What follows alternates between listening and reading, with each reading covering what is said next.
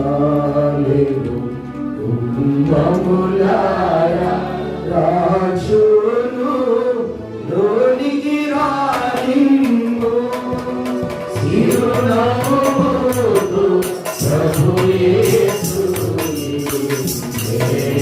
ఆహ్వానించుము సిరునవ్వులతో ప్రభు యేసుని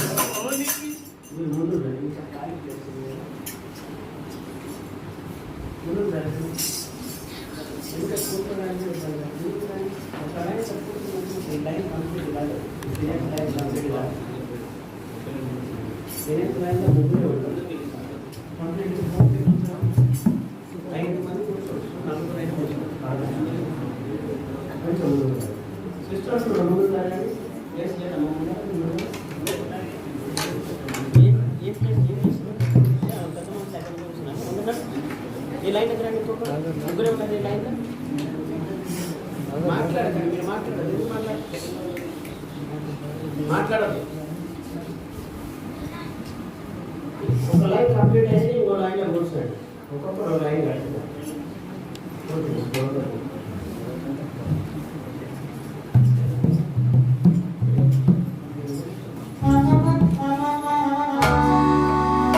సిరునవ్వుతో ప్రభు యేసుని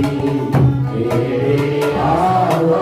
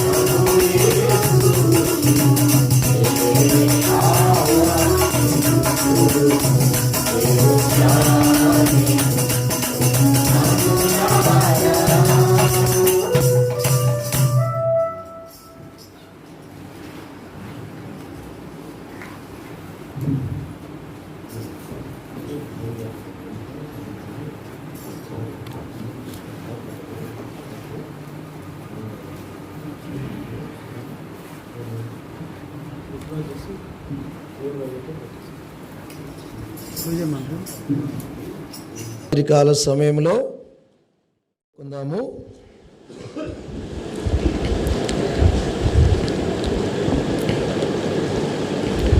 లూకాసు వార్త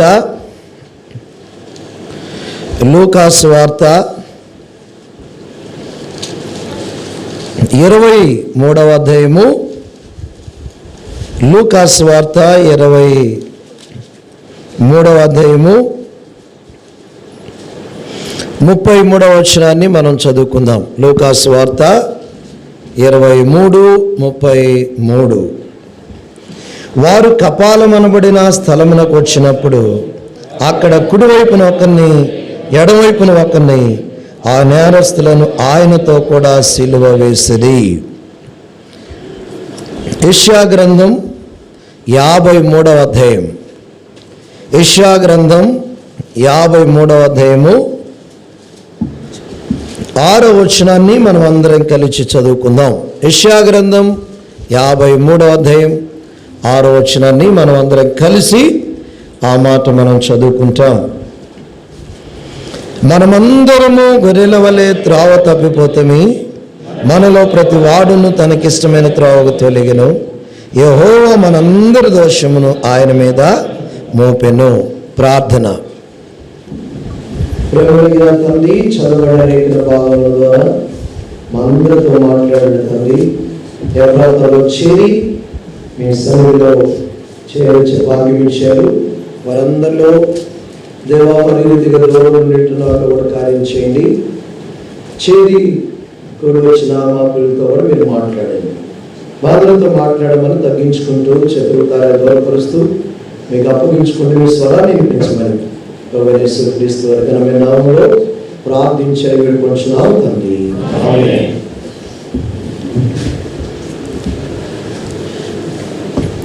దేవుని వాక్యంలో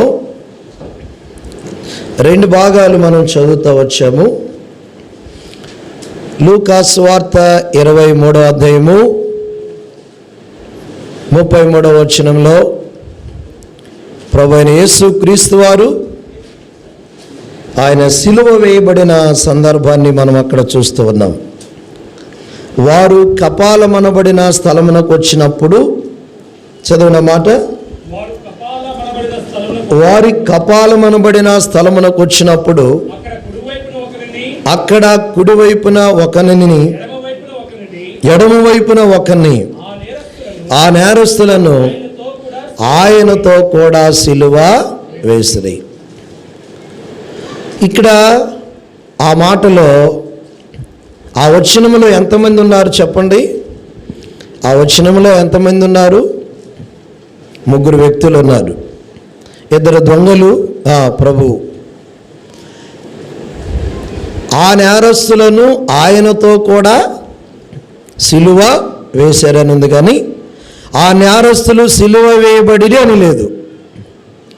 ఆ నేరస్తులు సిలువ వేయబడిరని లేదు.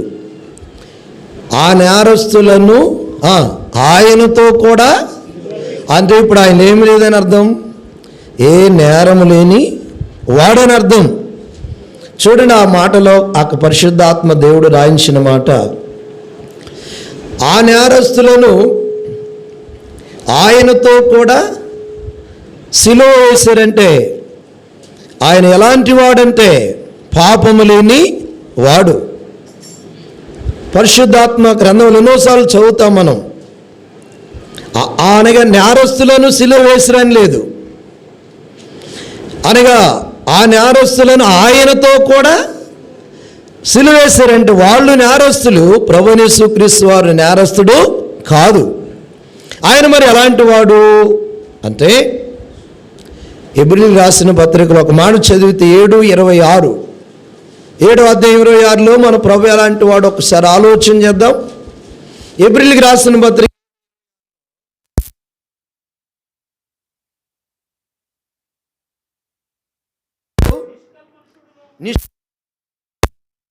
పాపులలో చేరక ప్రత్యేకముగా ఉన్నవాడు.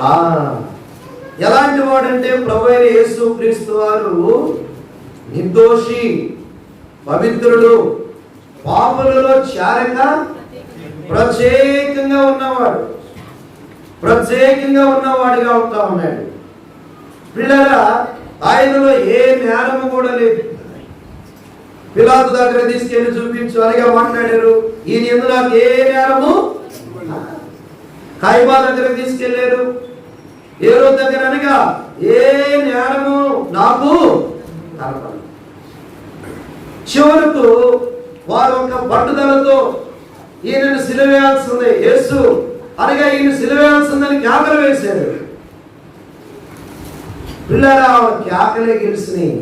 అనగా మరి ఏ న్యాయం లేని వాడు ప్రభువైన యేసుక్రీస్తు వారు ఈ రీతిగా ఆయన మన కొరకే సిలువ వేయబడ్డాడు. ఆ మాటలో మనం గమనించాలి. లూకా 23:33లోనే మనం గమనించాలి జాగ్రత్తగా బైబిల్లో. ఆ నేరస్తులను ఆయనతో కూడా, ఆ భావం గమనించాలి. సర్వలోకము మానవులు అంటే ఇప్పుడు జ్ఞానం ఉంటే అలా రాయపడదు కదా. జ్ఞానం ఆయనలో కూడా ఉంటే, లోపం ఆయనలో ఉంటే అనగా ఆ విధానంలో రాయపడదు. దాని భావం ఏంటంటే ఆయన జ్ఞానం లేనివాడు, పాపం లేనివాడు, ఆయన పరిశుద్ధుడు, ఆయన జన్మంలో పాపం లేదు, ఆయన జీవితంలో పాపం లేనివాడు. మానవుని జీవితం జన్మ పాపము కలిగిన జీవితం. కీర్తన 51వ కీర్తన 5లో ఏముందంటే మనకు తెలిసిన వాక్యం, నేను పాపములో పుట్టిన వాడను, పాపములోనే నా తల్లి నన్ను గర్భమున. మానవుని జీవితము అనగా మరి పాప సంబంధమైనది. మన జీవితంలో 2 రకాల పాపాలు కలిగిన వారు. ఒకటి జన్మ పాపము, రెండోది కర్మ పాపం అని చెప్తారు. జన్మముతో కూడిన పాపం, కర్మ పాపాలు. పిల్లరా, జన్మ పాపమనగా మన ఆది తల్లిదండ్రులు ఆదాము అవలు వారి రీతిగా ఆజ్ఞని మీరు పాపాలు తీసుకొని వచ్చారు. వారి సంతానమైన మనమందరము ఈ రీతిగా జన్మ పాపలం. ఒక వ్యక్తి ద్వారానే పాపము, ఆ వ్యక్తి ద్వారానే మరణం అని బైబిల్ చెప్తుంది. రోమిలికి రాసిన పత్రిక 5వ అధ్యాయము 12వ వచనం చూడండి. రోమిలికి రాసిన పత్రిక 5:12. ఇట్లుండగా ఒక మనుషుని ద్వారా పాపమును, పాపం ద్వారా మరణమును లోకములో ఎలాగూ ప్రవేశించెను, అలాగనే మనుషులందరూ పాపం చేసినందున మరణం ఎంతమందికి అట్లా చెప్పాలా? అందరికీ. ఒక్క మనిషి ద్వారానే పాపము, ఒక మనిషి ద్వారానే మరణం. ఆదాము అనే మానవుని ద్వారా దేవుడు ఎంతో ఆయన ఆదాముని దేవుడు నిర్మించాడు. తన స్వాస్థములతో తననిగా కుమారునిగా నిర్మించుకుంటే ఈ మానవుడు దేవునికి దూరం అయిపోయాడు. పిల్లగా మానవుడు దేవునికి దూరం అయిపోయి ఈ రీతిగా మరి దేవుని వాక్యంలో రాయబడిన రీతిగా పాపం వచ్చు జీతము, ఈ మానవుడు మరణించిన వాడిగా అయిపోయాడు. చెప్పాలంటే ఈ పాపాన్ని బట్టి మనుషుడు దారి తప్పిపోయిన మానవుడిగా ఉంటా ఉన్నాడు. ఇందాక మనం అదే చదివాము.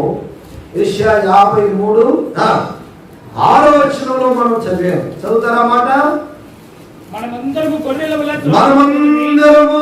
వలె త్రోవ తప్పి మనలో ప్రతివాడు తనకిష్టం వచ్చిన త్రోవకు.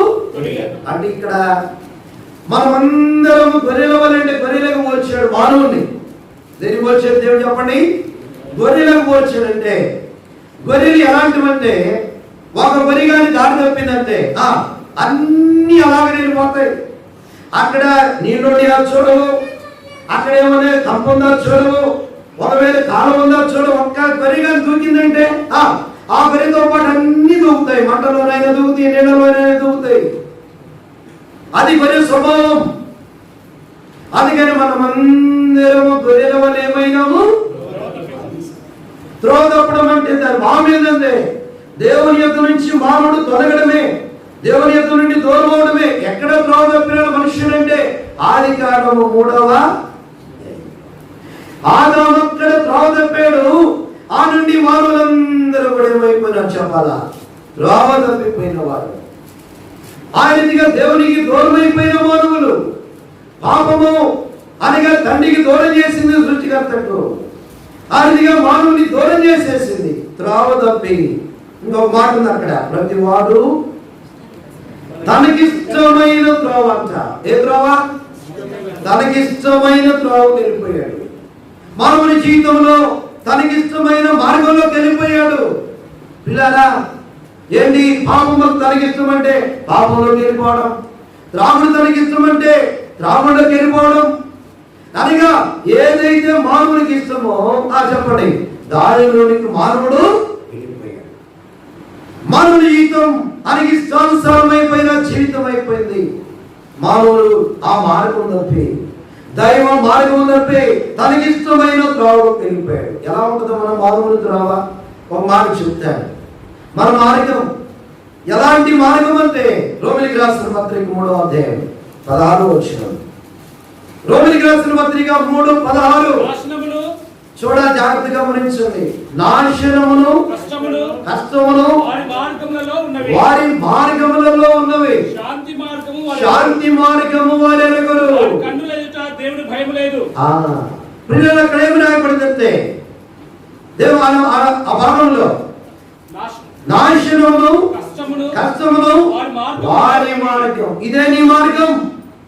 రాత్రి గమనించాలి. అనగా నువ్వు వెళుతున్న మార్గం సరైనదిగా నువ్వు అనుకుంటున్నావు. నీ మార్గంలో నాశనము, నీ మార్గంలో చీకటి, నీ మార్గంలో కష్టం, నీ మార్గంలో బాధలు ఉన్నాయి. మానవుని జీవితంలో ఇలాంటి మార్గాల్లో మానవుడు వెళ్ళిపోయాడు. మానవునికి అర్థం కావడం లేదు. పాపము లోపలికి వచ్చింది. మానవుడు మార్గం తప్పేశాడు. శాంతి సమాధానము లేదు. మానవుని హృదయంలో శాంతి సమాధానం లేదు. ఎందుకు లేదు? మానవుని జీవితంలో ఒక వచనాన్ని చదువుదాం. మార్కు సువార్త 7:21.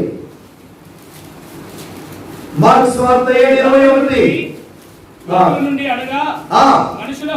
మనుషుల హృదయంలో నుండి దురాలోచనలు, జారత్వములు, దొంగతనములు, వ్యభిచారములు, లోపములు, కృత్రిమములు, కామ వికారములు, మత్సరములు, దేవదూషణయు, అవివేకం వచ్చును. ఈ చెడ్డవన్నీ లోపల నుండి బయలు వెళ్ళి మనుషుని ఏం చేస్తామని చెప్పాలా? అపవిత్రపరుస్తా ఉన్నాయి. మానవుని జీవితంలో ఇవన్నీ కలిగిన వాడై అపవిత్రుడైపోయిన మనుషుడు నెమ్మది, శాంతి, సమాధానం లేని వాడుగా ఉంటా ఉన్నాడు. మానవుడు శాంతి కావాలని కోరుకుంటా ఉన్నాడు. అని ఈ పాపము ద్వారా మానవునికి ఏమి శాంతి వస్తుంది? పిల్లరా, భూసంబంధమైన అనేకమైన మానవుని శాంతి సమాధానాన్ని కలిగించలేవు. నీకున్న ఒకవేళ డబ్బుగా, లేకపోతే నీకున్న బలము, లేకపోతే నీకున్న ఆస్తి అంతస్తులు ఏది కూడా శాంతిని కలిగించలేవు. ఒక వ్యక్తి డాక్టర్ దగ్గరికి వెళ్ళాడంట. నాకు శాంతి కావాలని వెళ్ళాడంట. ఏం కావాలా? శాంతి కావాలని పోయాడంట. ఆనందం కావాలని పోయాడంట. ఆనందానికి మెడిసిన్ ఉందా? ఆనందానికి అనగా మెడిసిన్ ఎవరు ఉంటుంది? చాలా బుడ్డిగా ఉంటాడంటే వెళ్ళాడంట. ఆయన అన్నాడంటే డాక్టర్లు, మీ ఊర్లో సరకాలు జరుగుతుంది, అక్కడ బొబ్బలు అనే ఒక వ్యక్తి ఉంటాడు, అందరు నవ్విస్తారు, నీకు కూడా ఆనందం కలుగుతుంది అంటే ఆ మనుషుని నేనే అన్నాడు. ఆ మనుషుని ఎవరో కాదు, నేనే. అందరినీ నవ్విస్తాను కానీ నా హృదయంలో ఏమి లేదు. మానవుని జీవితంలో పాపం మానవుని ఆనందాన్ని, సంతోషాన్ని తొలగించింది. ఈ రోజున ప్రభువు యేసు క్రీస్తు వారి కలవరిలో అలాగే నీ కొరకు ఎందుకు మరణించాడంటే నీకు సమాధానాన్ని ఇవ్వడానికి, నీకు శాంతిని ఇవ్వడానికి. ప్రభువు యేసు క్రీస్తు వారు ఆయన ఈ లోకంలోకి వచ్చి ఆయన మరణించి ఆయన తిరిగి వెళ్ళేటప్పుడు ఆయన ఒక మాట చెప్పే సందర్భం ఉంది. యోహాను సువార్త 14:27 చూడండి. ఆయన కార్యం చేసి వెళ్ళేటప్పుడు ఆ మాట చెప్పడానికి అక్కడ మాట ఏమనుగ్రహించి వెళ్తున్నాడు ఆయన? ఎలాగా? శిలువ ద్వారా చెప్పాలా? శిలువ ద్వారానే శాంతి. ఆయన మరణం ద్వారానే శాంతి. ఎందుకు యేసు ప్రభువు చనిపోయాడో తెలుసా? నీకు శాంతిని ఇవ్వడానికి, నీకు సమాధానం ఇవ్వడానికి, నీ పాపాలు తొలగించడానికి, నిన్నోనిగా చీకట్లో వెలుగులోని తీసుకొని రావడానికి. ఇది మానవునికి అర్థం కాదు. అనగా మనుషుడు ఏదో అనుకుంటా ఉన్నావు. నీ అంధకారంలో తొలగించడానికి యేసు ప్రభువు మరణించింది. నీ జన్మ పాపాన్ని తొలగించడానికి, నీ కర్మ పాపాన్ని తొలగించడానికి యేసు ప్రభువు మరణించాడు. మనకి తీసివేసుకోలేం, మనకి విడుదల పొందలేం. మనకు బదులుగానే కార్యం చేశాడు శిలువలో.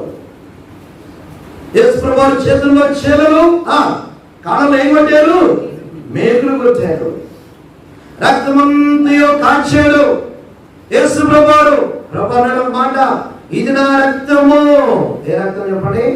ఇది నా రక్తము, అనేకుల పాప క్షమాపణ కొరకు చిందించబడిన రక్తం. అనేకుల పాప క్షమాపణ కొరకు చిందించబడిన రక్తం. అనగా నీ పాప క్షమాపణ కొరకు చిందించబడిన రక్తం, అనగా నీ విమోచించడానికి చిందించబడిన రక్తం, నీకు శాంతిని ఇవ్వడానికి చిందించబడిన రక్తం, నీకు రక్షణ అనుగ్రహించడానికి చిందించబడిన రక్తం. ఈనాడు ఒకసారి ఆలోచించి కూర్చొని, అనగా నువ్వు ఇంటిలో కూర్చున్నా, బజార్లో ఉన్నా, బయట ఉన్నా, నీ హృదయంలో సంపూర్ణంగా నెమ్మది ఉందా? లేదంటే అనగా పాపం అనేది మానవ హృదయంలో ఉంది కనుక శాంతిని దొంగిలించింది. ఈరోజు నీకు ఆ శాంతిని, సమాధానం ఇవ్వడానికి యేసుప్రభువు ఈ లోకానికి వచ్చి కలువరి శిలువలో ప్రాణం పెట్టింది. ఆయన ఏమేదో చాతగాని వాడే ప్రాణం పెట్టలా, ఆయనని రక్షించుకోవడానికి చాతగాని ప్రాణం పెట్టలా, నిన్ను నన్ను రక్షించేదానికి కొరకు ఆయన ప్రాణం పెట్టాడు. ఆ ప్రభు మౌనం అయిపోయాడు నీ కొరకు. అనగా ఎందుకంటే శిలువలో బాధ వేదన భరించింది నిన్ను ఆయన దగ్గర చేర్చుకోవడం కొరకే. శిలువ వేయబడిన సమయంలో నేను అనుకుంటాను ప్రియులారా, శిలువ మీద ఉన్నప్పుడే ఒక వ్యక్తి రక్షించబడ్డాడు. ఎవరు ఆయన? ఇందాక మనం చూసాం ఆరాధన. ఎవరు? రెండవ ప్రభువు. ఆ క్షణంలోనే మారిపోయింది ఆయన హృదయం, ఆయన యొక్క జీవితం అంతా అర్థమైపోయింది. అనగా నేనెంతో పాపిని, నేనెన్నో నేరాలు చేశాను, నేనెన్నో తప్పులు చేశాను, ఎన్నో నేరం లేదు అని ఆ హృదయం మారిపోయింది. ఈ రోజున నీ జీవితాన్ని కూడా మార్చి నీకు రక్షణ, నీకు నెమ్మది, నీకు ఆనందం ఇవ్వాలని కోరుతున్నాడు. ఈ తరుణాన్ని నువ్వు కోల్పోయావనుకో మరోసారి రాదు. మరణం ఎప్పుడవుతుందో తెలుసా మనకి? మరణాన్ని ఎక్కడన్నా రాసి పెట్టారా? ఇప్పుడు అనగా నా జీవితాన్ని రాసి పెట్టి మనకు తెలియదు. పలానా సంవత్సరం వరకు బ్రతుకుతాం, పలానా రోజున అంటే మనకు అంత తెలిసిపోతుంది ముందుగా, పలానా రోజు చచ్చిపోతాం కదండి. అసలు తెలిస్తేనే తట్టుకోలేము మనం. క్యాన్సర్ వచ్చిన వాళ్ళు కూడా చెప్పరు, ఏమని నీకు క్యాన్సర్ వచ్చిందని కూడా చెప్పరు కదా. ఒకవేళ చివరి సమయం వచ్చినా కానీ డాక్టర్లు అంటారు చెప్పొద్దు, మీరు తీసుకొని పోయి అంటారు కొన్నిసార్లు. మనమని తెలిస్తే మనం తట్టుకోలేము. కానీ నీ కాలగతులని రాసి పెట్టాడు ప్రభు, నీ నా కాలగతులు రాసి పెట్టాడు. ఒక మాట చదివితే మంచిది, యోబు గ్రంథం 14:5 చదివితే మంచిది. సమయంతో సహా రాసి పెట్టాడు, నెలలతో సహా రాసి పెట్టాడు. ఆయనకే తెలుసు, మనకు తెలియదు. 14:5 అందరూ ఈ మాట గమనించాలి. నరుల ఆయుష్కాల పరిమితి కలదు, వారి నెలల సంఖ్య నీకు తెలిసే ఉన్నది. మించజాలని వయపరిమాణము వారికి నియమించావు. కూలివారి వలె తమకు నియమింపబడిన పని అనగా వారి నెలల సంఖ్య నీకు తెలిసే ఉన్నది. మించజాలని వయపరిమాణమును వారికి నెలల సంఖ్య కూడా ఆయనకు తెలుసు. ఎవరికి? దేవుడికి ఒక్కడికే తెలుసు మన సంగతి. అనగా మనకు తెలియదు నెలల సంఖ్య. ఇప్పుడు మనం అనుకుంటాం, అరే కడుపులోనే చనిపోయాడు బిడ్డ అంటాం, కానీ కడుపులోనే అంతవరకే పెట్టాడు ప్రభావం. మనకేం తెలియదు. బయటకు వచ్చినా చనిపోయాడు అంటాం, అంతవరకే పెట్టాడు. 5 సంవత్సరాలు అయినా చనిపోయాడు అంటాం, అంతవరకే పెట్టాడు. 10 ఏళ్ళు అయినా చనిపోయాడు, అంతవరకే ప్రభు పెట్టాడు. దేవుడు ఏ క్షణము ఏ సమయం వరకు పెట్టాడో తెలియదు. అనగా పెద్దవాళ్ళు మాట అంటారు, దీపం ఉండగానే, మీరు చెప్పాలా, దీపం ఉండగానే ఎందుకు?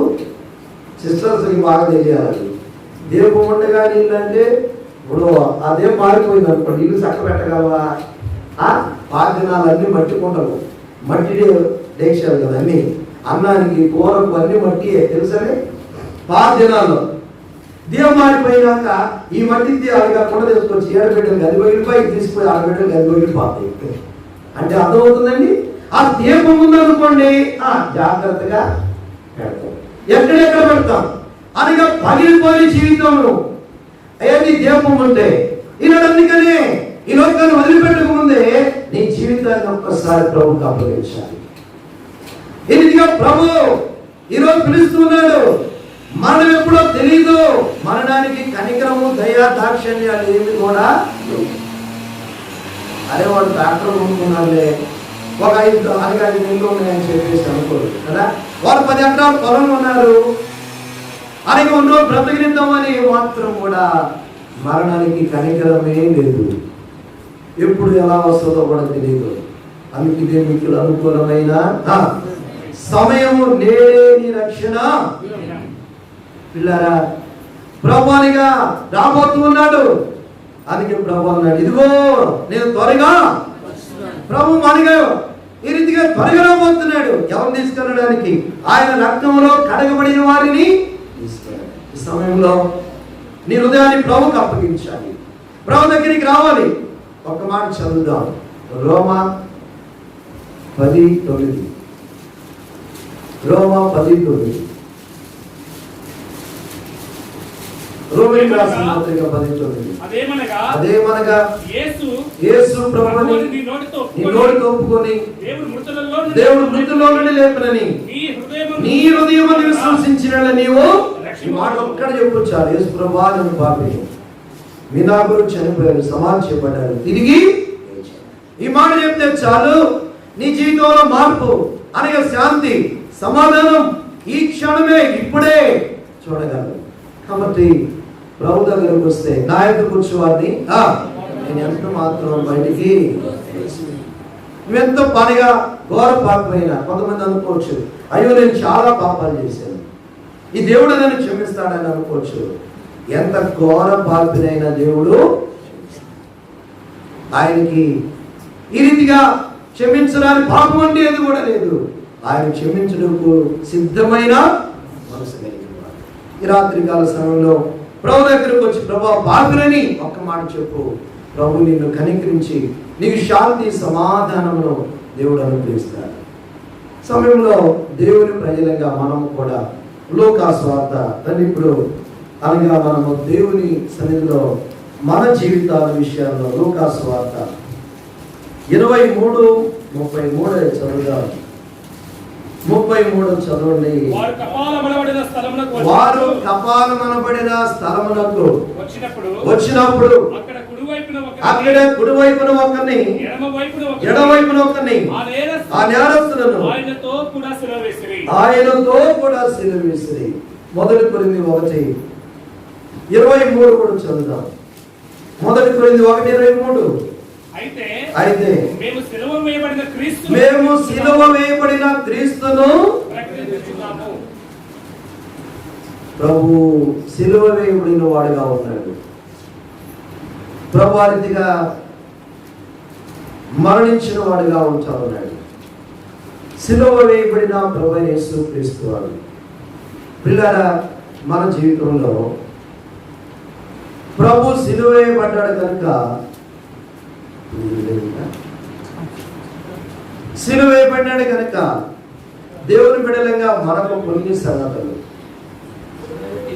ఆయన మన కొరకై సిలువ వేయబడ్డాడు కనుక మన జీవితంలో ఏమి సిలువ వేసుకోవాలి మనం కూడా చాలా ప్రాముఖ్యమైన మాటలు కొన్ని విషయాలు జ్ఞాపకం చేసుకుందాం.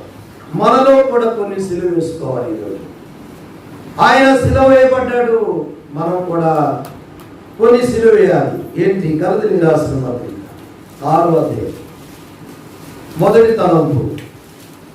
ఒక 5 మాటలు క్లుప్తంగా చెప్తాను. ఇది ఇప్పుడు మనకు దేవుని బిడ్డలకు విశ్వాసులుగా మనకు 6వ అధ్యాయము 14 వచనం. కొరింథీయులకు రాసిన పత్రిక 6:14. అయితే మన ప్రభు అయిన యేసుక్రీస్తు సిలువయందు తప్ప మరి దేని యందును నాకు దూరమవును గాక. దాని వల్ల నాకు లోకమునకు నేనును సిలువ వేయబడి ఉన్నాము. ఇక్కడ ఒక మాట మనం గమనించాం. 6:14 అయితే మన ప్రభు అయిన యేసుక్రీస్తు సిలువయందు తప్ప మరి దేని యందును ఆశ్రయించదు నాకు దూరమవును గాక. దాని వలన నాకు లోకమునకు నేనేమయ్యాను చెప్పాలా? ఇప్పుడు మనం దేనికి సిలువ వేయబడాలా చెప్పాలి సిస్టర్స్ అంతా ఎదురుబాకుండా. దేనికి సిలువ వేయబడాలంటే మనం లోకానికి ఏం కావాలా? సిలువ వేయబడాలి. అనగా లోకానికి చనిపోవాలి. మనం సిలువ వేయబడ్డాడు అపోస్తలుడైన పౌలు. లోకానికి ఏమైపోయాడు? సిలువ వేయబడ్డాడు. లోకం కొరకు చనిపోయాడు. లోకంలో ఉన్న వాటి విషయం కొరకే చనిపోయాడు ఆయన. అమ్మాడు గమనించండి. నాకు లోకమును లోకమును నేనును సిలువ వేయబడి ఉన్నాను. ఇందుగా నేను లోకం కొరకై సిలువ వేయబడి ఉన్నాను. ఏంటి ఈ మాట నేను ధ్యానించినప్పుడు లోకం అంటే అసలు ఏంటి? దేనికి సిలువ వేయబడ్డాడు ఆయన? లోకానికి ఏమయ్యాడంట చెప్పండి. సిలువ చనిపోయాడు లోకానికి. లోకానికి సిలువ వేయబడ్డాడంటే లోకంలో ఏముంది అంటే మొదటి యోహాను పత్రికలో రండి 3 మాటలు అక్కడ ప్రభు వచ్చాడు. లోకంలో ఏమున్నాయి? ఇప్పుడు ఆ మాట చదవండి. 16 వచ్చిన అందరూ చూడండి. మొదటి యోహాను పత్రిక 2:16. లోకంలో ఉన్నదంతయు అనగా శరీరాశ, నేత్రాశయు, జీవపు డంబమును ఇక్కడ రాయబడి మాట చదవండి. అవి లోక సంబంధమైనవే. చాలు ప్రియులారా, అక్కడ 3 మాటలు ఉన్నాయి, మీరు జాగ్రత్త గమనించండి. ఏమని రాబడిందంటే లోకములో శరీరాశ, నేత్రాశయు, చాలు ఈ 3 ఉంటాయండి లోకంలో. ఆ మాట జాగ్రత్త గమనించండి. లోకములో ఉన్నదంతయు శరీరాశ, నేత్రాశ, జీవపు. చాలు ఈ 3 ఉన్నాయి. ఈ 3 విషయాలకి ఏం కావాలా? చనిపోవాలది సంగతి. లోకానికి నేను, నాకు లోకానికి నేను ఏమయ్యాను? ఈ 3 విషయాలు లోకంలో ఉండే కనుక ఈ 3 విషయాలకి ఏం కావాలంటే మనము చనిపోవాలి. ఏంటి? మొదటిది శరీరాశ అనగా శరీర సంబంధమైన అనగా కోరికలకు, శరీర సంబంధమైన వాటికి మానవులు ఏం కావాలి? చనిపోవాలి. వాటికి మనం మరణించిన వారిగా మనం ఉండాలని జ్ఞాపకం చేయబడుతుంది. శరీరానుసారమైన జీవితం ఎంతో నష్టం. శరీరానికి ఏమాత్రం కూడా మనం స్థలం ఇవ్వకూడదు. ఏం చేయాలి మన శరీరాన్ని? రోమిలికి రాసిన పత్రిక 12:1 దేవునికి అప్పగించాలి. చూడండి, రోమా 12:1. పరిశుద్ధమును దేవునికి అనుకూలమైన మీ శరీరములను ఆయనకు సమర్పించాలి. శరీరానికి సిలువ వేయబడాలి. శరీర కోరికలకు సిలువ వేయబడాలి మనం. శరీరాశ. ఏ ఆశ అంట? శరీరాశ. ఓ మాట జ్ఞాపకం చేసుకుంటే మంచిది. దావీదు శరీరాశలోకి వెళ్ళిపోయి యుద్ధాన్ని తెచ్చుకున్నాడు. ఒక మాట మనం చూడండి. మనకు తెలుసు 2వ సమూయేలు గ్రంథంలో అనగా 11:2 కృంగువేళ దావీదు పడక మీద నుండి లేచి రాజు దగ్గర మిద్దె మీద నడుచుచు పై నుండి చూచుండగా స్నానము చేయు ఒక స్త్రీ చాలు ప్రియులారా, శరీరాశలో మానవుడు ఈనాడు అనేక కొన్నిసార్లు శరీరాశ గమనించండి. 3వ శరీరాశ ఎన్నో ఉన్నాయి. శరీరాశలో పడిపోయి ప్రియులారా దావీదు జీవితాన్ని గమనిస్తే 12వ అధ్యాయం 10వ వచనంలో యుద్ధము తెచ్చుకున్నాడు, నష్టం తెచ్చుకున్నాడు. చూడండి, నీవు నన్ను లక్ష్యము చేయక 2వ సమూయేలు గ్రంథం 12వ అధ్యాయం 10వ వచనం. నీవు నన్ను లక్ష్యము చేయక హిత్తీయుడగు ఊరియా భార్యను నీకు భార్య అయినట్టు తీసుకునేందున నీ ఇంటి వారికి సదాకాలం చూసారా చిన్నగా ప్రియులారా ఆ పొరపాటు ఆయన జీవితంలో ఎంత నష్టమో. అందుకే శరీరానికి ఏం కావాలో మనం చెప్పండి? చనిపోవాలా. శరీర ఆశలకు మనం ఏం కావాలి? చనిపోవాలి. 2వ మాట ఏంటి చెప్పండి? నేత్రాశ. యెహోషువ గ్రంథం 7వ అధ్యాయం. ఒక్కొక్క మాట ఒక్కొక్క వ్యక్తికి మనం చూస్తే యెహోషువ గ్రంథం 7వ అధ్యాయం 22. అప్పుడు యెహోషువ దూతలను పంపగా, యెహోషువ గ్రంథము 7:22. అప్పుడు యెహోషువ దూతలను పంపగా అదేనా 23 నేను చూచి. యెహోషువ గ్రంథం 7వ అధ్యాయంలో దోపుడు సొమ్ములో ఒక మంచి షీనారు దోపుడు సొమ్ములో ఒక మంచి షీనారు 21 క్షమించండి 21 దోపుడు సొమ్ములో ఒక మంచి షీనారు 200 తులముల వెండిని 50 తులముల ఎత్తుగల బంగారు కమ్మిని నేను చూచి వాటిని ఆశించి తీసుకుంటుని. పిల్లలది నేత్రాశ. చూచి దాన్ని ఆశించి అలాగే నేత్రాశ కలిగిన జీవితం కొన్నిసార్లు మనలో చూసిందంతే కావాలనిపిస్తుంది. క్రిస్మస్ లో షాపుకి వెళ్తే అంతే కదా, షాప్కి వెళ్తే అనగా అన్ని బాగుంటాయి, చూసిందంతే కావాలా. కొన్నిసార్లు దీనిలో పడిపోతాం, శరీరాశలో పడిపోతాం. నేను ద్రాక్షలో పడిపోదు, ఇదే లోకం. అందుకే పౌలు అన్నాడు, లోకానికి నేను, నాకు లోకం ఏమైనాము సిలువ. ఈ రోజున ఆ ప్రభు సిలువ పడ్డాడు, మనలో పడిన వాటిని సిలువ వేసుకోవాలి. అనేకమైన అనుగమన జీవితంలో బలహీనతలను సిలువ వేసుకోవాలి. ఆకాను చూశాడంట, చెప్పండి, చూశాడు, ఆశించాడు, తీసుకున్నాడు. ప్రమాదం ఏంటో తెలుసా? 25 రాళ్లతో పట్టబడేమయ్యాడు. అప్పుడే యెహోషువ, నీవేళ మమ్మల్ని బాధపరిచితివి, నేడు యెహోవా నిన్ను బాధపరచుననగా ఇశ్రాయేలందరూ వారిని రాళ్లతో ఏం చేశారంట? పిల్లాడి దైవికంగా ఏంటంటే ఆత్మీయంగా మనం మరణిస్తాం, ఆత్మీయంగా చనిపోతామని అర్థం. ఇది ఆత్మ చనిపోతుంది. ఆత్మ చనిపోయిందంటే నీ ప్రార్థన కూడా దేవుడు వినలేడు. ఆ తర్వాత నీ విశ్వాసం ఎదగలేవు. ఆత్మ మృతమైన స్థితిలోనికి రానియకూడదు. అది భావం. అనగా ఈ రీతిగా మన జీవితంలో శరీర ఆశలకు, అనగా ఈ రీతిగా మన జీవితాలన్నిటికీ మనం చనిపోవాలి. మత్తయి సువార్త 14వ అధ్యాయంలో ఇదో మాట కూడా చూద్దాం. పేతురు కూడా అలాగే 14వ అధ్యాయం 30 వచనం.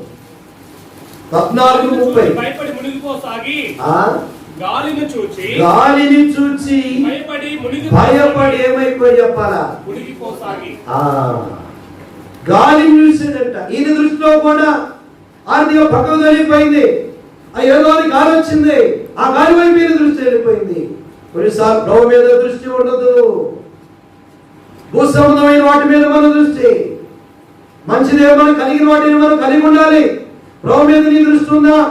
లేదా భూ సంబంధమైన దాని మీద ఆకారంలాగా, లేదా అనేకమైన వాటి మీద వెళ్ళిపోయి ఆర్థిక ప్రభు మీద దృష్టి లేని జీవితం మనం కొన్నిసార్లు కలిగి ఉంటాం.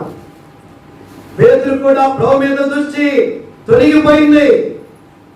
పేతురు ఎలాంటి వాడంటే, అనగా అక్కడ ఒక మాట మనం చదవాలి. 14వ అధ్యాయంలో పేతురు నీవే అయితే అంటాడు.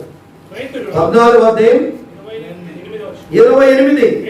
పేతురు ప్రభువా అంటే నేనే చెప్పాడు కదా కింద వచ్చినాలో. ఇంకా మనకు అనుమానం, ఒకసారి మనకు అనుమానాలు ఎక్కువ, నమ్మకం తక్కువ. అనుమానాలు ఎక్కువ, నమ్మకము. దేవుడు పిల్లలు ఎత్తాడు, సంతానం ఎత్తాడు, ఈడో నేను అనుకుంటున్నా ఎత్తాడో, ఈడో అన్నికి ఆడతాడు. ఇస్తాడు అనుకోవాలి, ఉద్యోగం లేకుంటే. కానీ ఏదైనా ఏ కార్యమైనా ఆయన చిత్తంలో, ఆయన ఏర్పాటులో ఆయనగా దేవుడు అనుగ్రహించేవాడు. నమ్ముట నమ్మువానికి. ప్రభు ఇదిగో మీ కొరకు నేను జీవించాలనుకున్నాను, మీ కొరకే నేను బ్రతకాలనుకుంటున్నా, ప్రభు నేను నడిపించు. ఇక్కడ కింద వచ్చిన చెప్పాడు కదండి 27లో వెంటనే యేసు నేనే. ఇది గుర్తు అన్నమాట యేసు ప్రభువుకి. ఏంటి గుర్తు? ఏంటి గుర్తు యేసు ప్రభువుకి? చెప్పాలి. గుర్తు ఏంటి? నేనే అనే మాట యేసు ప్రభు ఒక్కడే అనేది. ఎవరన్నా నేనే నిజమైన ద్రాక్షరూపి, నేనే లోకానికి వెలుగు, నేనే మార్గం, నేననే మాట యేసు ప్రభువుకు గుర్తుది. నేనే భయపడుకుని అన్నాడు కదా. కొన్నిసార్లు భయం ఎక్కువ మనకి. నేనే భయపడుకుని అన్నాడు. పేతురు ఏమంటాడంటే, నాకు ఇక్కడ ఆశ్చర్యం, నీవే కదా అయితే అంటాడు. మళ్ళీ ఇక్కడ ఏమంటాడు? పేతురు ప్రభువా నీవే అయితే నేల మీద నడిచి నీ ఎదుగు వచ్చుటకు నాకు ఎందుకు? ఇది టెస్టింగ్ అంటే ప్రభువా కాదా. కొన్నిసార్లు మనం కూడా పరీక్ష పెడతాం బాగా. అంటే నేను నీళ్ళలో దిగుతా, నీళ్ళలో దిగినప్పుడు ఒకవేళ లోపలికి నా అడుగు పోతుంటే ఆయన కాదు. నీళ్ళ మీద నేను నడిచానంటే సరే దిగమన్నాడు, దిగాడు. నీళ్ళ మీద నడిచాడు. ఇక్కడ మాట గమనించాలి మనం. నీళ్ళ మీద నడిచాడు, వెళ్తున్నాడు. యేసు ప్రభు మీద దృష్టి ఉన్నంత వరకు నీళ్లు రోడ్డుగా ఉన్నాయి, నీళ్లు రోడ్డులా ఉన్నాయి. యేసు ప్రభు మీద నీ దృష్టి పోయేలేకే నీళ్ళైంది. అర్థమైందా? రోడ్డు లాగా లేవు అడుగులు. ఏమైపోయింది? ఉన్న పాటుని ఏమైపోయాడు? మరి అంత దాకా మునగలేదు, దగ్గరకు వచ్చేదాకా మునగల. యేసు ప్రభు దగ్గర పోయేటప్పుడు గాలిని చూసాడు, గాలిని చూడగానే ఏమైపోయాడు? మనం కూడా కొన్నిసార్లు అంతే. ఈ యొక్క మాట జ్ఞాపకం పెట్టుకో. నీ జీవితాంతంలో ప్రభుని చూసేది మర్చిపోదు. ప్రభుని చూసే కుటుంబం, ప్రభుని చూసే వ్యక్తి మునిగిపోదు. అర్థమైందని?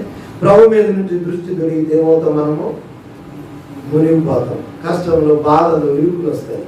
ప్రభు మీద అందుకే ఎప్పుడు 12వ యేసు వైపు.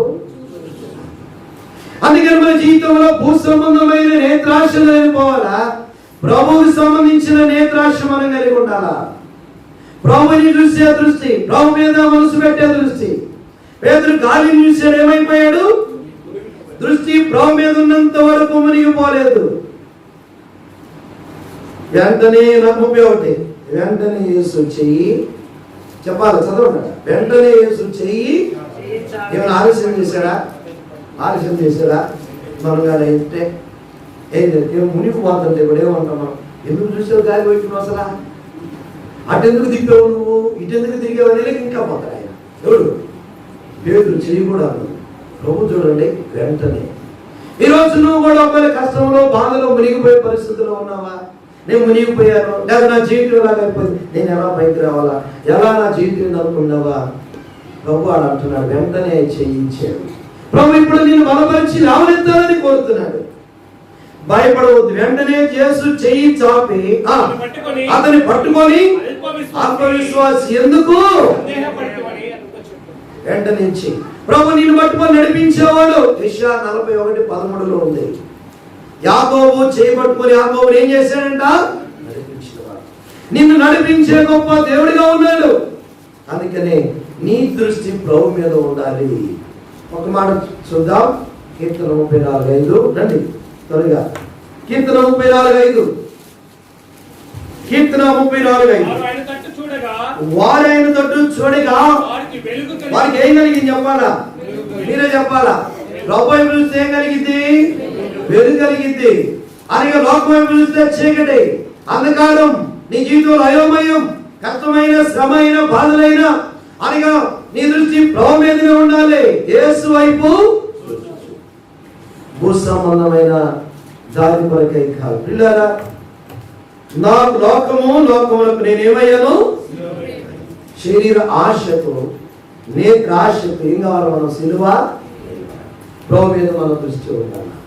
ఆయన మీద ఉన్న దృష్టి ఉంటే అనగా కుటుంబంలో వెలుగు, ఆ సంఘంలో వెలుగు, ఆనందము, నెమ్మది దేవుడు ఇస్తాడు. ఇంకొక మాట ఏముందండి అక్కడ? ఏముందంట? జీవోపడము. కొన్నిసార్లు ఇది గర్వానికి సూచన. డమ్మం దేని గుర్తు? గర్వం. ఏమవుతుంది గర్వం? రండి 2వ దినవృత్తాంతంలో 26, 2వ దినవృత్తాంతం 26:15 ఒక మాట చదువుతాం. 2వ దినవృత్తాంతం 26 ఈలో కూడా డంబం వచ్చేసింది, అదే గర్వం.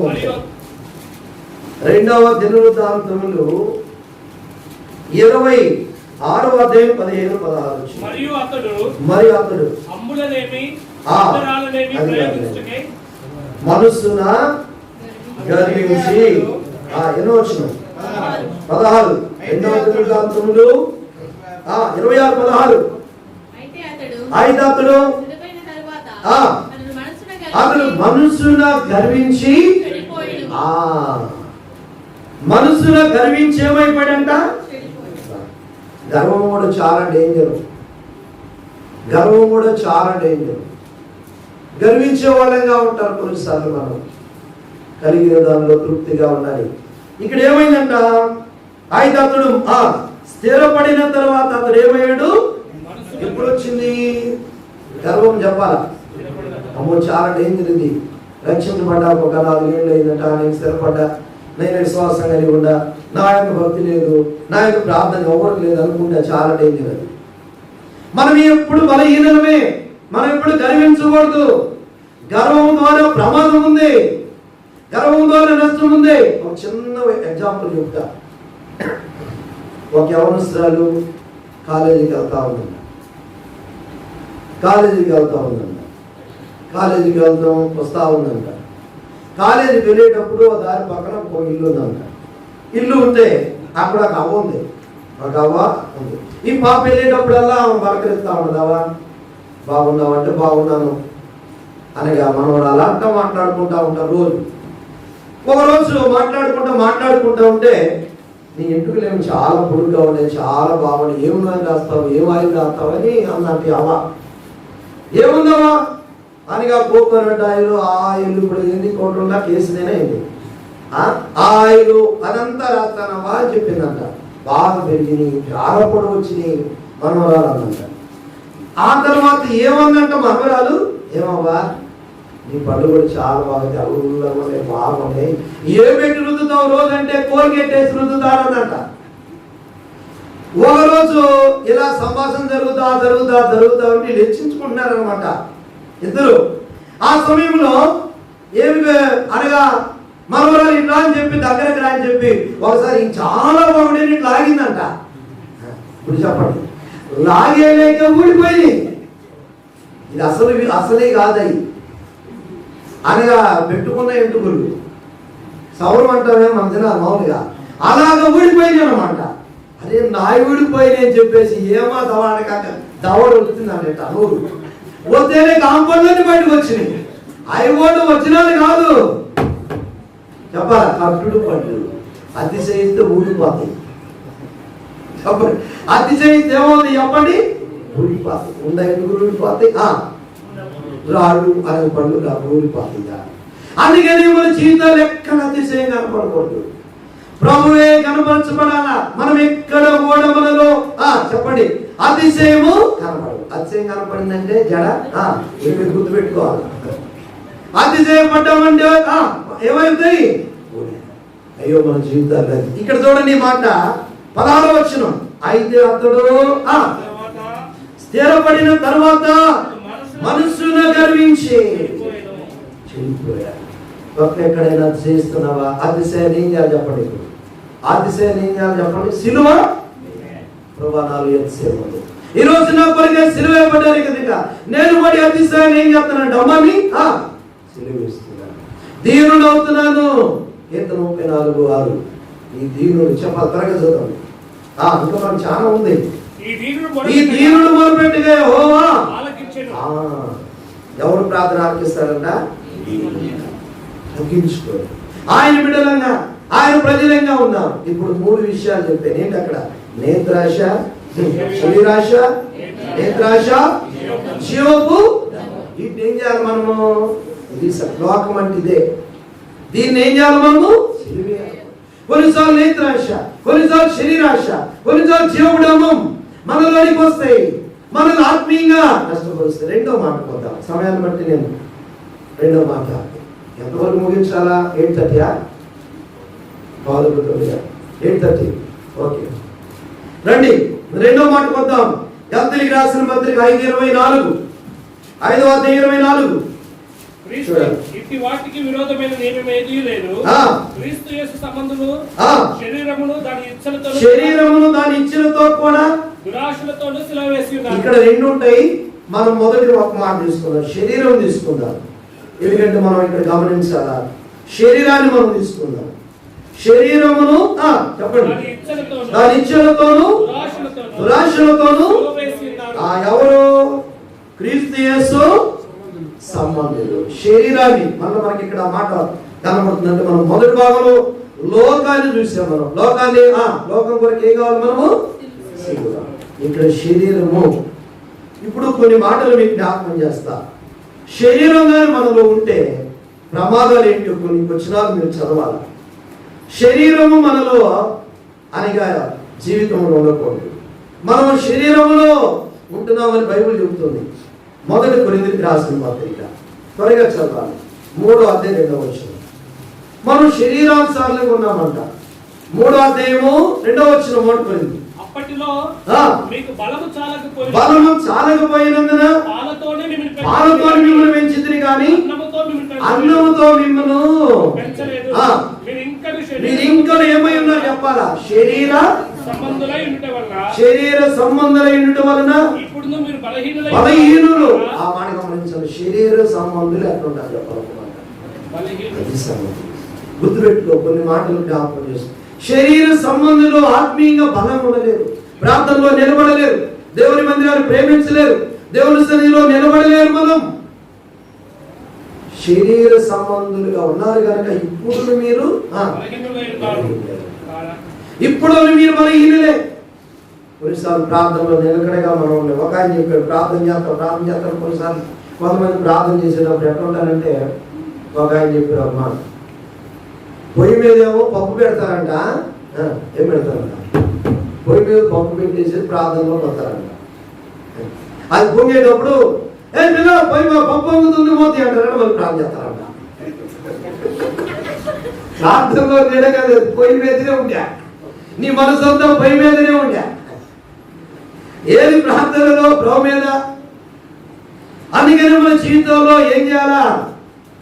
బలవంతులంగా ఉండాలి. పిల్లారా, శరీర సంబంధాల ఎండుట వలన మీరు ఇంకా ఏమైనారు? ఇంకో మాట చూద్దామా? రోమిలికి రాసిన పత్రిక 8వ అధ్యాయంలో దేవుని ఒక మాట చదువుతుంది. రోమిలికి రాసిన పత్రిక 8వ అధ్యాయం 7వ వచనంలో 2 మాటలు చూద్దాం. చూసారా? శరీరానుసారమైన మనసు కలిగిన వారు ఎట్లుంటారు చెప్పాలా? దేవునికి విరోధులు. శరీరం కానీ ఉందంటే మనం దేవునికి విరోధులమంట. అయ్యో, శరీరం ఉంటే దేవుని ఇంటిలో కూడా మన విరోధులంగా, లోబడనుల వారిగా, విధేయులంగా మనం ఉండలేము. అందుకే శరీరాన్ని ఏం చేయాలో మనం ఇప్పుడు చెప్పాలా? సిలువ, శరీరాన్ని సిలువేయాలి. ఎవరేస్తారంట? క్రీస్తు యేసు. అది కాబట్టి ఆర్థిక మనం విరోధులంగా ఉంటామంట. ఎక్కడైనా విరోధ స్వభావం ఉందా? దేవుని సన్నిధానంలో ఆర్థిక మనం దానిని సిలువేయాలి. ప్రభా నిజమే, నేను అనిగా ఇలాంటి స్వభావం నాలో ఉంది. ఇంకో మాట చదవండి అక్కడ 8:7 లోబడం. ఇంకా ఈ 2-3 మాటలే చెప్తున్నాను ఒక్కొక్క దాంట్లో. ధర్మశాస్త్రానికి ఏంగా మనం లోబడం. వాక్యం చెప్తుంటే లోబడం. వాక్యాన్ని అనగా ప్రేమించలేము. వాక్యాన్ని మనం అనగా లోబడం. ఆ వాక్యాన్ని మనము అనగా అనుసరించలేము. ఎంతో దానికి లోబడికి ఆశీర్వాదం. ఉదయకాలం కూడా చెప్పారు ఈ ధర్మశాస్త్రం మన ప్రాణం ఏం చేస్తుంది? 19:7 కీర్తన, ప్రాణమును ఎప్పరేలా. ఈ వాక్యానికి లోబడాలి మనం. కొన్నిసార్లు లోబడలేము. ఎవరు లోబడలేరు? శరీరంలో ఉన్నవారు ఏం కాలేరు? శరీరానుసార్లు లోబడలేరు.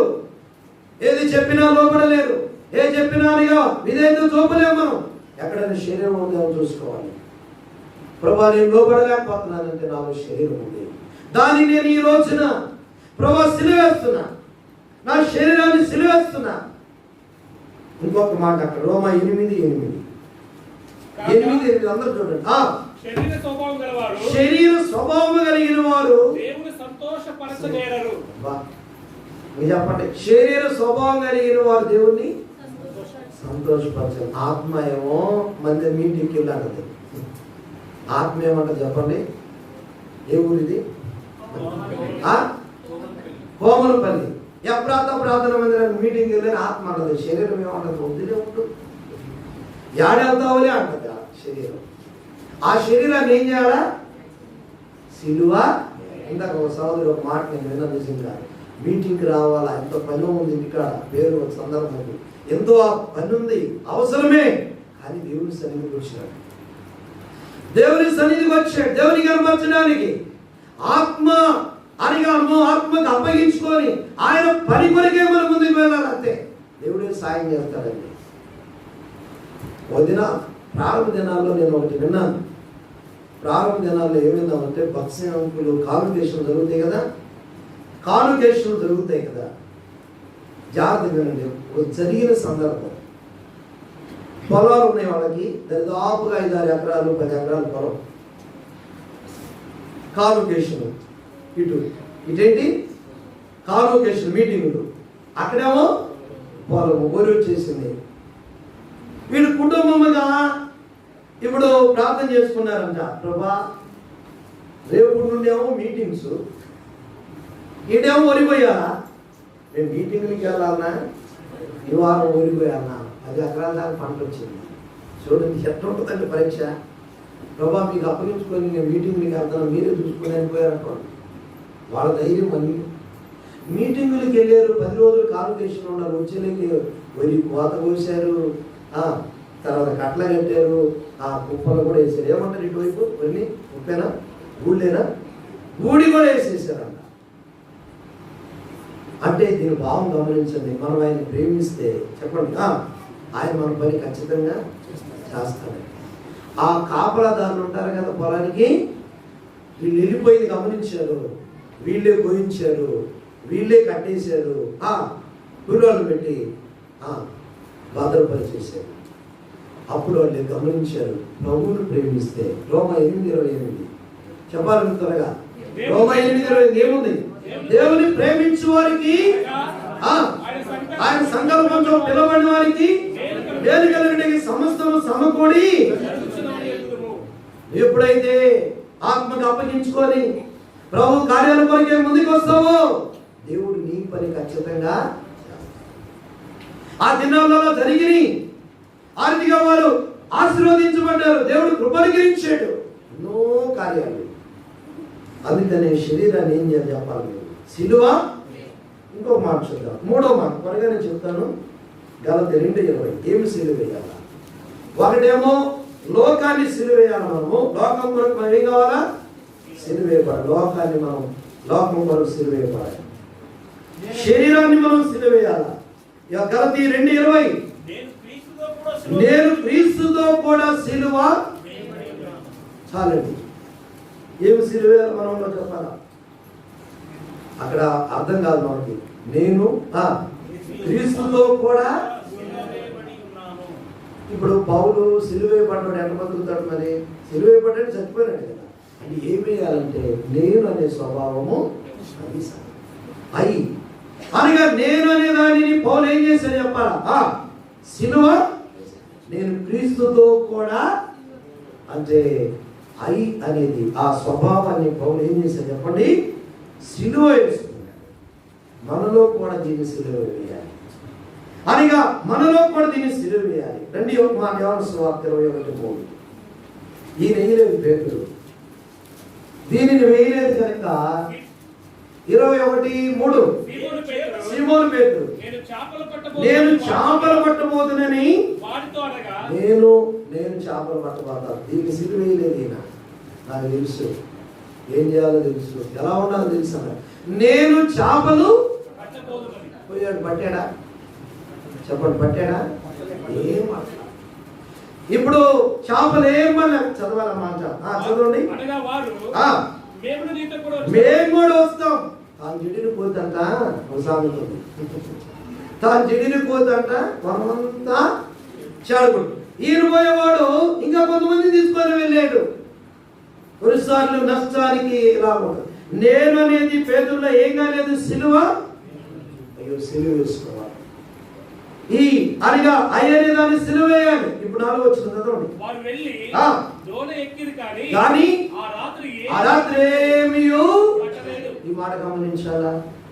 నువ్వు అనగా నేను అనే దానిలో ఉన్నంత వరకు ఎక్కడున్నావు తెలుసా? ఒక మాట చెప్తాను. ఇప్పుడు 5వ వచ్చిన పిల్లలారా భోజనముకు మీ యొద్ద ఏమైనా ఉన్నదా లేదని చెప్పాను. అప్పుడు ఆయన ధోని కుడి ప్రక్కన ఏమి చేయాలి మీరు? అంటే దీని బాగా జాగ్రత్తగా గమనించండి. వీళ్ళు ఎట్టున్నారు? ఇప్పుడు వీళ్ళు ఎటువైపు వేస్తున్నారు చెప్పాలి మీకు త్వరగా. కుడి పక్క అంటే ఇంకోటి ఏంటి?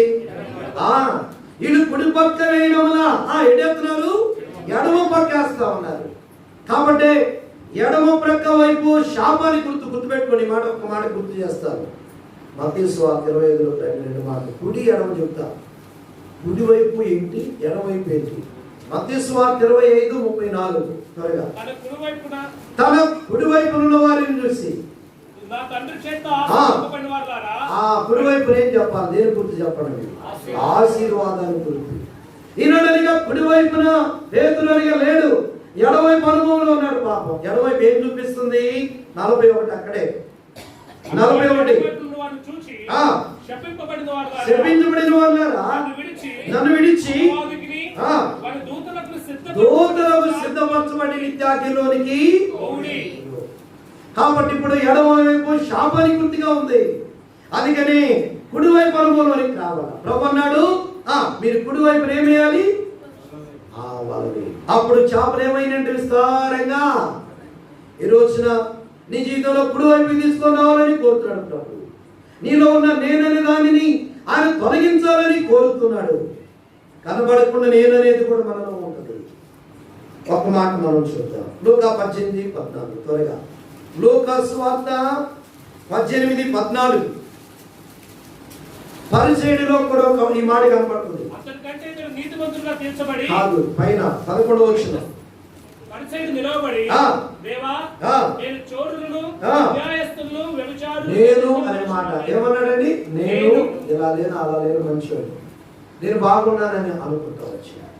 అలాంటి స్వభావం కలిగిన అనుమాని బట్టి ఏమయ్యాడు తెలుసా? అనీతిమంతుడిగా తీర్చబడ్డాడు. ఈ సొంతరు ఎలాగయ్యాడు? నీతి మంతుడు. మన జీవితంలో అతిశయం, మన జీవితంలో నేననేది మనల్ని అనీతిమంతుడిగా తీసుకురాకుతుంది. తగ్గింపు మన జీవితాన్ని కనపరుస్తుంది. అతని కంటే అక్కడ రాయబడింది కదా ఆ మాట, ఏమని? తన్ను తాను చెప్పండి తగ్గించుకునేవాడు తగ్గించుకుంటూ రావాలి. దేవుని బిడ్డలంగా, దేవుని ప్రజలంగా ఈ అనుభవంలోకి మనం రావాలి. నేననే స్వభావం ఎక్కడ కనపడదు. 4వ మాట వద్దాం. గలతీయులకు రాసిన పత్రిక 5:24 చదువుదాం. 5వ అధ్యాయం 24 వచనం. గలతీ 5:24. ఇప్పుడు దురాశ అనే మాట కనపడుతుంది. క్రీస్తు యేసు సంబంధులు శరీరమును దురాశలతోను ఏం చేయాలా? దురాశలు ఏం చేయాలి? మనము సిలువ వేయాలి. జాగ్రత్త. దురాశలు ఏం కావాలి? మనము సిలువ వేసుకోవాలి. ఈ అసలు దురాశలు ఎవరి చెప్పండి? ఈ సాతానుకు సంబంధించినవి. ఒక మాట చదువుదాం. యోహాను సువార్త 8:44. 8:44. మీరు మీ తండ్రి యొక్క అపవాది సంబంధులు, మీ తండ్రి దురాశలు నెరవేర్చుకోవాలి. ఈ వాణి దురాశలు ఎవరు చెప్పండి? ఒక మాట ఇప్పుడు మనం జాగ్రత్తగా యోధా పత్రిక అనుకోండి. యోధా పత్రిక అనుకోండి. దురాశ అంటే ఏంటి? యోధా పత్రిక 1:17.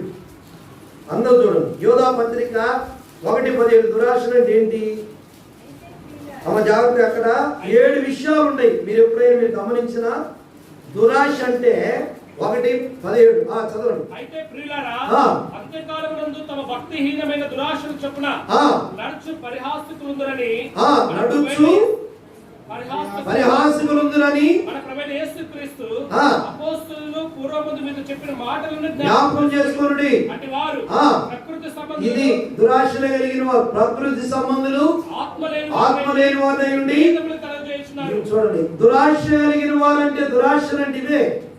ఆ దురాశ కలిగిన వారు ఏమున్నదంట? ప్రకృతి సంబంధులు, ఆత్మ లేని వారు అయి ఉండి భేదములు కలుగజేవారు. ఇంకా చూస్తే వారు అనేకమైన సంగతులు ఇక్కడ 20-21 వచనాల్లో కూడా రాయబడి. ప్రకృతి సంబంధులు ఎలాంటి వారంటే వాళ్ళు? ప్రకృతి సంబంధులు. ఆత్మీయంగా ఎదిగిన వారు కాదు, ఆత్మీయంగా బలపడిన వారు కాదు. అనగా ప్రకృతి సంబంధులు. తర్వాత ఏముంది? ఆత్మ లేని వారినై ఉండి భేదములు. ప్రియులారా, మీరు విశ్వసించు అతి పరిశుద్ధమైన దాని మీద మిమ్మల్ని మీరు కట్టుకోవచ్చు. పరిశుద్ధాత్మలో, ప్రార్థనలో ప్రభు కొరకు కనిపెట్టుకోవచ్చు. దేవుని ప్రేమలో మీరు ఎలా ఉండాలంటే నిలిచి. ఇంకొక మాట మనం చూస్తే అనగా 15-16 వచనం. వారు తమ దురాశల చొప్పున నడుచుతూ మనుషులను కొనియాడతారు. సనుగువారు. కొన్నిసార్లు మనలో సనుగులు కూడా ఉంటాయి కదా. సనుగులు ఉంటే ఉండవా? అలాగా సంఘంలో సనుగులే, ఇంట్లో సనుగులే. సనిగి సంహార్కుని చేత సనుగులు మనలో ఉండకూడదు. ఈ దురాశలు ఏం చేయాలి మనము? చెప్పాలా మీరే? ఈ దురాశలు ఏం చేయాలి మనము? ఇవే అనగా దురాశలు, అనేకమైన సనుగులు, సమాయాలు, ఇవన్నీ కూడా ఈ దురాశలు కలిగిన సందర్భాలు. ఇవన్నీ దురాశలు, ఇవన్నీ ఉంటాయి దురాశలు కలిగిన వాళ్ళు. అందుకని వీటిని ఏం చేయాలంటే మనం సిలువ వేయాలి. దురాశ ఒక మాట ఉంది. దురాశ దుఃఖానికి ఎక్కడ మొదటి చూడండి. తిమోతికి రాసిన పత్రిక ఒక మాట. దురాశ దుఃఖానికి చదవండి. 6వ అధ్యాయము 10వ వచనం అనుకుంటా. 9వ వచనం. ధనవంతుల వెడుకు అపేక్షించువారు శోధనలోను గురిలోను దురాశలో పడతారు. ఈ దురాశలో ఇలా దురాశ దుఃఖానికి చేటు. ఇదేం చేస్తుందంటే మన జీవితంలో ఎంతో నష్టాన్ని కలిగిస్తుంది. 10వ ఎందుకనగా ధనాపేక్ష సమస్తమైన కీడులకు కొందరు దానిని ఆశించి విశ్వాసం నుండి ఏమైనారు దురాశలు మనలో ఉండకూడదు. దురాశ కొన్నిసార్లు మన జీవితాల్లో నష్టం. ఒక మాట మీకు గుర్తు చేస్తా. దురాశ అనేది ఎంతో ప్రాణంగా నష్టం. మీకు అర్థం కావాలి దురాశ అంటే. అడవిలోకి గొర్రెలు ఇన్ని అంటారు. మీకు కొంచెం అర్థం కాదు. అడవిలో గొర్రెలు వెళ్తే తోడేలు ఏం చేస్తుందంటే రోజు ఒక గొర్రెలు తింటున్నారు. తోడేలు కదా, గొర్రెలు వెళ్తా ఉంటే తోడేలు ఏం చేస్తుంది, రోజు ఒక గొర్రెలు తింటా ఉంది. ఈ అడవిలోకి వెళ్తా ఉన్నాయి, రోజు ఒక గొర్రెలు తింటా ఉంది. దానికి ఇష్టమైన దాన్ని పట్టుకుంది, బాగానే ఉంది. ఒక రోజు ఈ తోడేలకి ఇంకొక ఆలోచన వచ్చింది. ఏమని, అరే ఇక్కడే కాదు వాటితో పాటు కూడా గొర్రెలతో కలిసి వెళ్ళి ఆ గుడ్డులో పడుకుని రాత్రి కూడా ఒకటి తింటే బాగుంటుంది అనుకున్నాను. ఇదేంటి చెప్పండి,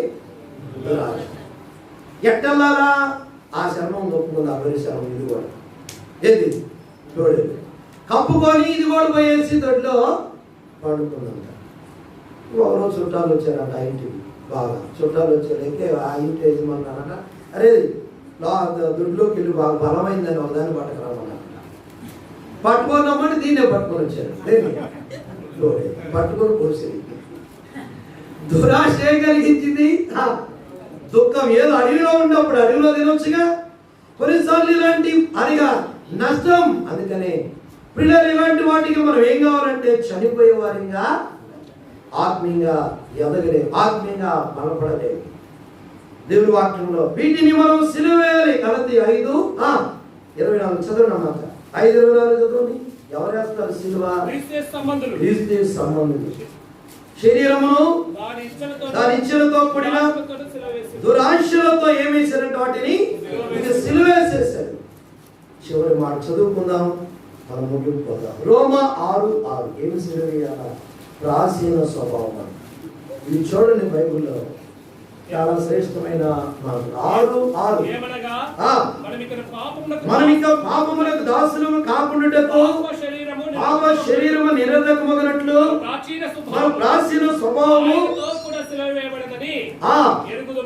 ఏమేయాలి చెప్పాలి? ప్రాచీన పాత స్వభావం అంతా ఏం చేయాలి? మనం సిలువ లోకాన్ని సిలువేయాలి, శరీరాన్ని సిలువేయాలి, నేననే స్వభావము సిలువ వేయాలి, దురాశలు ఏం చేయాలి? సిలువ వేయాలి. ఇక్కడ ప్రాచీన స్వభావం. కొన్నిసార్లు ప్రాచీన స్వభావం మనలో పోతుంది, పాత యొక్క స్వభావం మనలో పోతుంది. అంటే పాత అనగా జీవితం మనలో పోతుంది అని అర్థం. పాపం మనలో పోతుంది. కొన్నిసార్లు విడిచిపెట్టినవన్నీ మనలోకి వస్తాయి, లోక సంబంధమైనవన్నీ మనలోకి వస్తాయి. ఆ ప్రాచీన స్వభావం ఏం చేయాలి మనము? ఏంటి ఆ ప్రాచీన స్వభావం? మాట కొలసి 3:9. కొలసి 3:9 చూడండి. కొలసి 3:9 ఒకరితో ఒకడు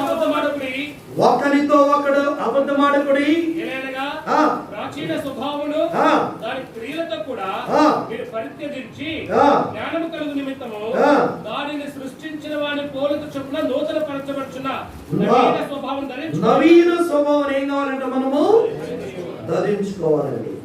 నవీన స్వభావాన్ని మనం ధరించుకోవాలి. పాత దానిని సిలువేయాలి. పాత మాటలు, పాత పద్ధతులు, పాత అలవాటులు మనం ఏం కావాలంట? సిలువేయాలి. ఎందుకు ఈ మాట చెప్పాడంటే 2:20 కొలసి 2:20 మీరు క్రీస్తుతో కూడా లోకం యొక్క మూల పాఠం విషయమై వృత్తి పొందిన వారైతే లోకంలో బ్రతుకుచున్నట్టుగా మనుషుల ఆజ్ఞలను పద్ధతులు అనుసరించి ఇది ఒకవేళ మనలో మనుషులే పద్ధతులు అని అలవాటులు ఆచారాల్లోనికి మనం ఎన్నడూ వెళ్ళకూడదు. పాతవి గతించను చెప్పాలి. ఇదిగో సమస్తమును ఇంతకాలం ఒకవేళ అలవాటుల్లో కలిగిండి, పాత స్వభావాన్ని కలిగి ఉండి, పాత పద్ధతుల్లో ఉంటే వాటిని ఏం చేయాలంటే మనం సిలువ వేయాలి. అందుకే అక్కడ లోకములో బ్రతుకుతున్నట్టుగా మనుషుల ఆజ్ఞలను పద్ధతులను అనుసరించి చేత రుచి ముట్ట వీటన్నిటిని మనం సిలువేయాలి. భూసంబంధమైన పద్ధతులు, భూసంబంధమైన అలవాటులు అనగా ప్రభులోకి వచ్చినాక వాటిని మనకి సంపూర్ణంగా సిలువేయాలి. అందుకనే పాతగా అంటాడు. ఎక్కడుందండి ఆ మాట? రెండవ కొరింథీ 5వ అధ్యాయము 17వ వచనం చదవండి. 2 కొరింథీ 5:17. కాగా ఎవడైనా క్రీస్తునందున ఎడల వాడు నూతన సృష్టి, పాతవి గతించెను, ఇదిగో క్రొత్తవాయెను. నూతన సృష్టి ఎప్పుడు? నూతనమైన ఎప్పుడు వస్తుంది? కాగా ఎవడైనాను క్రీస్తునందుండే నూతనమైన జీవితం. ఈ రోజున నేను నూతనంగా చేయాలని కోరుతున్నాడు. నిన్ను బలపరచువాడు, నిన్ను కృప చూపించువాడు, నూతన సృష్టిగా నిన్ను చేయాలని ఆయన కోరుతున్నాడు. అంటే నీ నడక, నీ మాటలు, నీ జీవితం నూతనమైనవిగా ఉండాలి. పాత స్వభావం అంతా ఏం చేయాలంటే సిలువ. ఎఫెసీయులకు రాసిన పత్రిక 4:24 చదువుతున్నమాట. 4:24 అయ్యా. నీతియు యథార్థమైన భక్తియు గలవారై దేవుని పోలికగా సృష్టింపబడిన నవీన స్వభావమును నీతియు యథార్థమైన భక్తి గలవారై దేవుని పోలిక సృష్టింపబడిన నవీన స్వభావం ధరించుకోవాలి. నీతి, యథార్థత, భక్తి గలవారై ఈ అనుమానం కలిగిన వారే నవీన స్వభావమును ధరించుకుంటారు. అందుకని మన జీవితాల్లో సిలువ వేయాలి. ప్రాచీన కొన్నిసార్లు అక్కడక్కడ కనపడుతుంది కనుక పాపము, అవిధేయత లాంటి అనేక స్వభావాలు మనలో కనబడతాయి.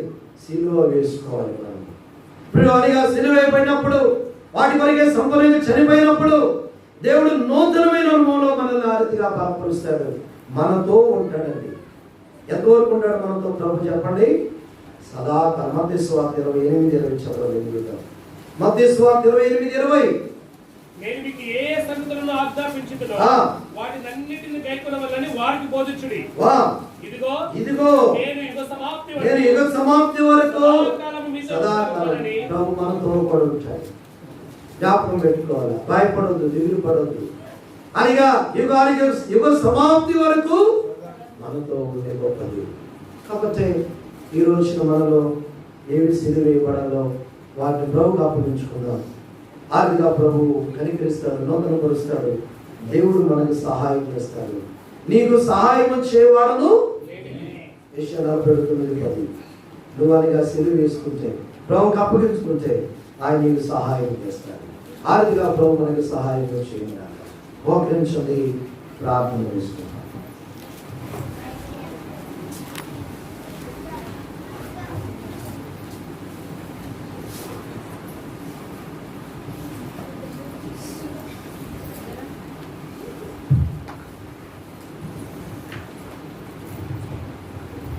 ప్రార్థన చేసుకుంటాం. మోకరించండి, ఆలోచించండి. ప్రభు మనకు తన వాక్యం ద్వారా మనల్ని దర్శించినటువంటి మాటలను బట్టి 500 సిలువ వేయబడినటువంటి అనుభవం కలిగిన వారమై మన కొరకు సిలువ వేయబడినటువంటి ప్రభు అలాగే మనము కూడా ఆయన కొరకు సిలువ వేయబడేలా ఉండాలని ప్రభు యొక్క ఉద్దేశమై ఆయన అనుభవం ద్వారా దేవుని మహిమపరుస్తూ ముందు కొనసాగే వారు ఉండాలని లోకంలో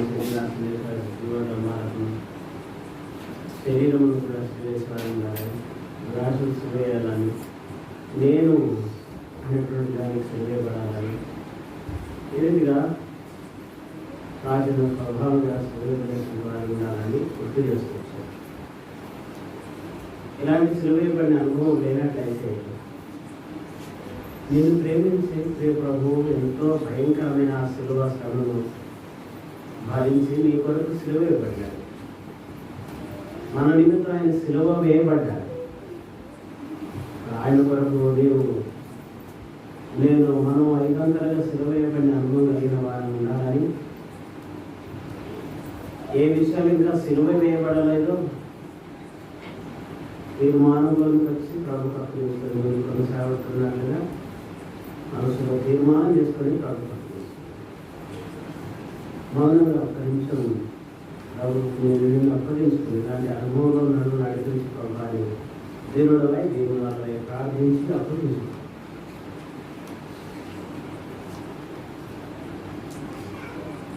ప్రార్థన చేస్తుంటాం. ప్రేమ కలిగిన మా ప్రియ పరలోక తండ్రి, పరిశుద్ధులైన ఈ వార్తలైన మహోన్నతులైన మహాశక్తులైన మా రాజా, మా ప్రభువులు రక్షకుడు యేసు క్రీస్తు ప్రభువు నామమున ఈ యొక్క రాజకీయ సమయంలో ప్రత్యేక కోరికలో ఈ రీతిగా మీరు అనిపించిన మీ లేఖన భాగాలను బట్టి స్వరతాన్ని నిలుస్తున్నాను.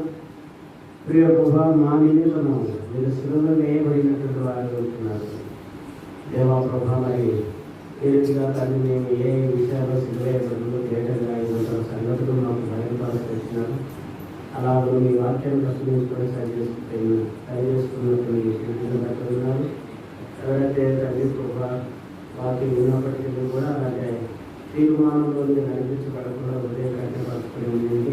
సరిగించండి ప్రభా, ఆత్మీయ గ్రహింపు వెలిగింపు తీర్మానంలో వారిని నడిపించగలకు మీ ఆత్మ కార్యములు తెలియజేస్తాయి. దేవా ప్రభా, మీ దయాలు జీవన మీ వాక్యం మీ పాటించండి. వచ్చిన వారిని అందరికీ కూడా మీ జీవన ఆశీర్వాదాన్ని తీసుకోండి. తిరిగి రేపు ఉదయకాలం కోరిక కొరకును, సాయంకాలం విరాటంలో ప్రత్యేక కోరిక కొరకును, తిరిగి ఆదివారం ఆరాధన కొరకును, ఎవరస్తుల కోరిక కొరకును, సాయంకాలం మెంట్రాస్ పనుల ప్రత్యేక కోరిక కొరకును సిద్ధపరచు కావాల్సిందిగా ప్రార్థన చేస్తూ మీ కనికరములతో పడిపోవచ్చు. మీ ఆశీర్వాదం మీ ప్రజల మీద కొరకు యేసు క్రీస్తు ప్రభువు నామమున స్తుతించి ప్రార్థించి అడిగి వేడుతున్నాము తండ్రి. ఆమేన్. మన తండ్రి అయిన దేవుని ప్రేమ, కుమారుడైన ప్రభువైన యేసు క్రీస్తు కృప, పరిశుద్ధాత్మ అన్యోన్య సహవాసం ఎల్లప్పుడూ తోడై ఉండి నడిపిస్తును. ఆమేన్. సోదరుడా నిద్ర నుండి ప్రకటించరు యేసు నామమును. సోదరుడా